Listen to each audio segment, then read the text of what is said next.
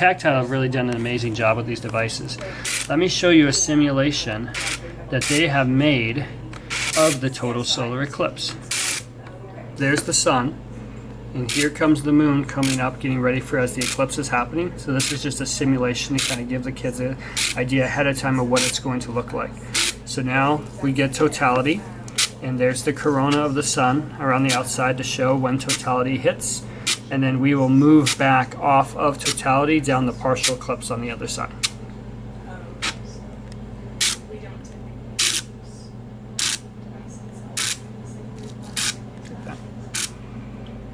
And this will, Tactile will be using these at the Indianapolis Motor Speedway as well to be able to simulate the eclipse real time for them to feel as it's happening as well.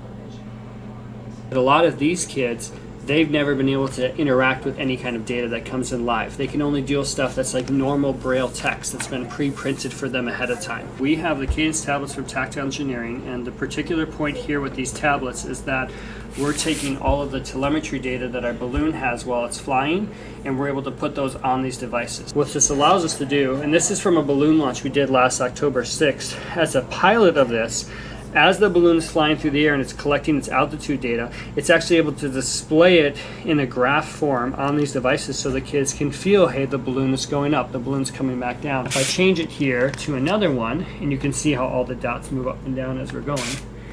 As the balloon is flying through the air, the pressure is decreasing and is coming back down. As the balloon pops and starts returning back to Earth, the pressure increases back up again. And they can feel that happen live. They could also feel things like the temperature.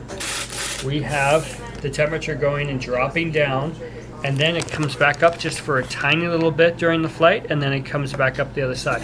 So this is what it would look like if you or I were looking at it as a graph, being a sighted person, and then the dots allow someone who is blind to be able to go and actually feel that out.